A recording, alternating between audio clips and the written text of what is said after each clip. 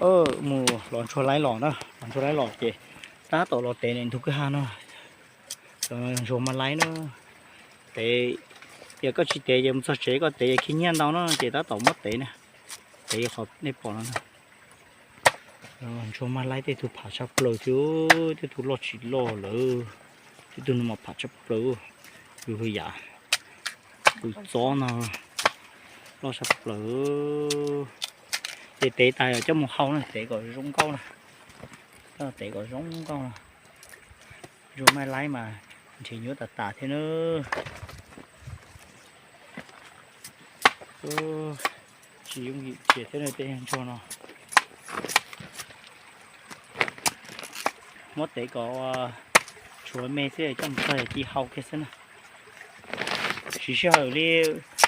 ý sông mùng tàu thì đi lấy một nó thế nữa chỉ số một sống chè chỉ muốn chỉ nhớ là cho nên cho nó để tiền một sống mà cũng chỉ nhớ theo một sống chè theo bao nhiêu trời